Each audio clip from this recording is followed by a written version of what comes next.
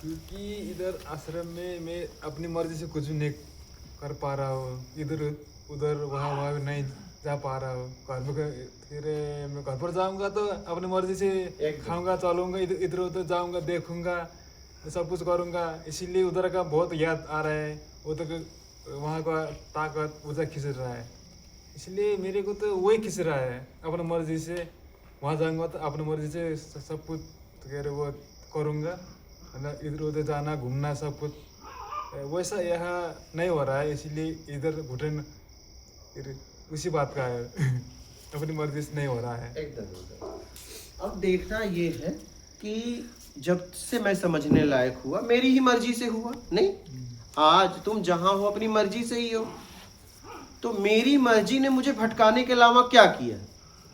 एक जीवन में सही फैसला कुछ समय के लिए तो लिया। अब देखो कि आपका आत्मिक कल्याण किस में है, वहां जाने में है कि यहां रहने में है। बात है आत्मिक कल्याण की, बात है मेरे लक्ष्य की। मेरा लक्ष्य कहां पूरा होगा, कहां रहने से मेरा कल्याण होगा, मैं कहां रहने से मेरा उद्धार होगा। तुम यहां रहो चाहे वहां रहो, शरीर तुम्हारा वहां भी छूटेगा, शरीर यहां भी छूटेगा। क्या मतलब, ये दुनिया छोड़ के तुम्हें जाना ही जाना है, यहां तक ये शरीर भी छोड़ के जाना है। अब देखना ये है कि जाने से पहले मुझे ये देखना है कि मैं अपने शरीर को लेके मुझे वहां रहना है जहां मेरा आत्मिक कल्याण। क्या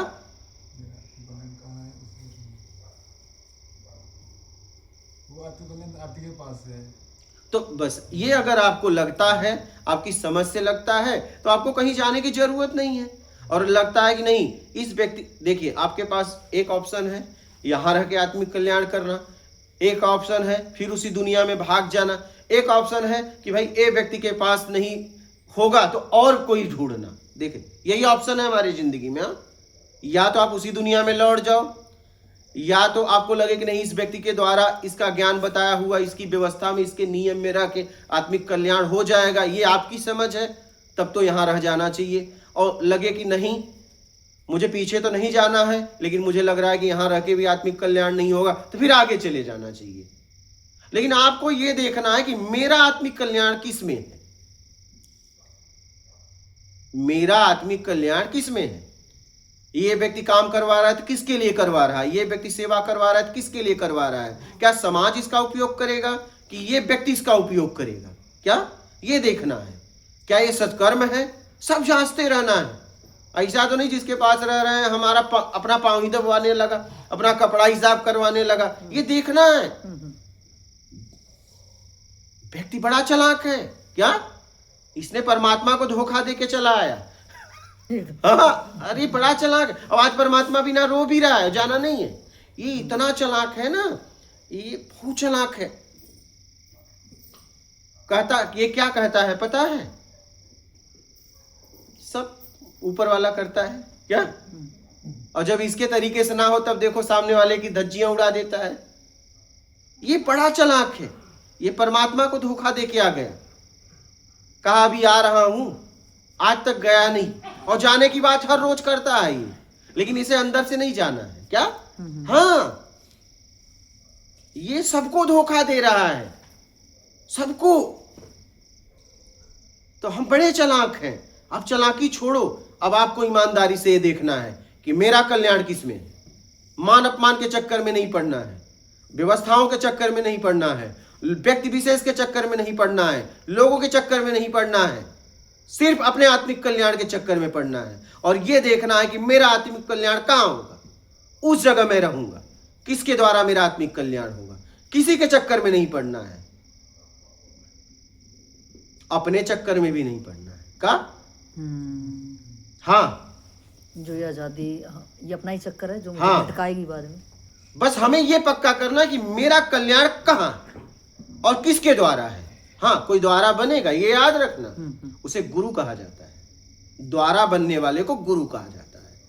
कहां होगा और किसके द्वारा होगा, उसकी शरण में चले जाओ। अगर कल्याण चाहते हो तो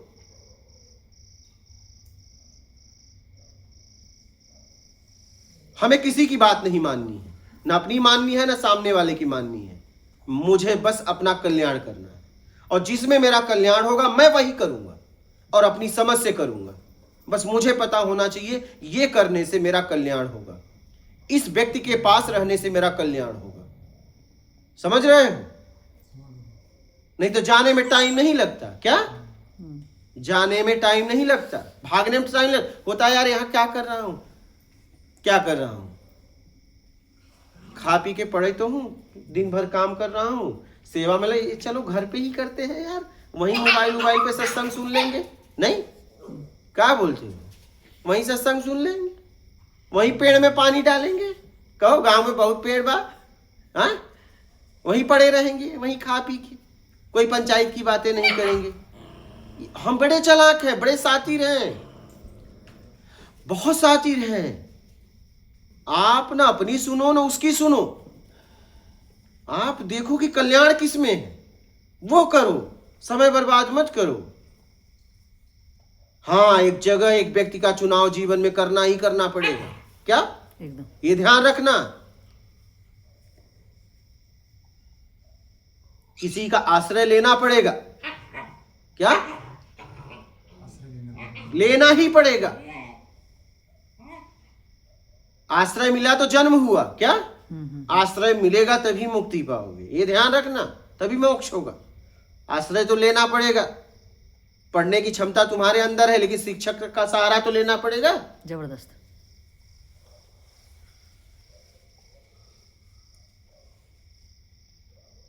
तो सहारा लो, निकल जाओ, और ये देखो कि आपका आत्मिक कल्याण किस में है। समझ रहे हो? और ये पक्का करो सच में आत्मिक कल्याण करना भी है कि नहीं, कि बस आत्मिक कल्याण की बातें करना है। आत्मिक कल्याण तो करना है। हाँ, ये आपको तय करना है। तो आत्मिक कल्याण के लिए उस स्थान पे उस व्यक्ति के पास रहना तो पड़ेगा, वैसा जीवन भी तो अपनाना पड़ेगा,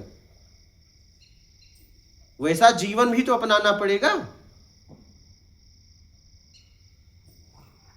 भाई कुछ मुझे सीखना है तो वो जीवन भी तो अपनाना पड़ेगा। समझ रहे हैं? तो देखो आपका आत्मिक कल्याण किस में है।